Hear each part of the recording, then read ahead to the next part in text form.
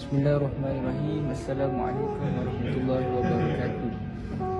Hari ini kami akan kupas sedikit topik yang ringkas berkenaan ABCD.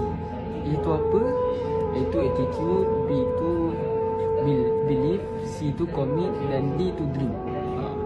Hari ini saya dan kawan saya nama Syahid dan saya nama Zaid. InsyaAllah saya terlepas kepada kawan saya. Okay. A, B, C, D itu terbagi kepada 4. Yang pertama A adalah sikap. Sebagai contoh, sikap kita terhadap guru. Sentiasalah menghormati guru. Sentiasalah disiplin untuk datang kelas awal. Yang kedua, kepercayaan. Contohnya percaya pada diri sendiri. Dan paling penting, percaya pada perancangan Allah. Tak ada yang sia-sia. Yang ketiga pula ialah C, komitmen. Tak perlu perfect, cukup kau konsisten walaupun sedikit setiap hari. Yang terakhir pula D, dream, iaitu impian. Setiap manusia ada impian tersendiri. Dan jangan pernah pendam impian itu. Walaupun sekarang kau nampak jauh, perlahan-lahan kau tak akan sampai. Seterusnya saya pas kepada Zaid. Masuk pula kepada saya punya ABCD. Personality saya ni actually lebih kepada follow the flow. Follow the flow ni macam mana? Kita mula daripada attitude lah.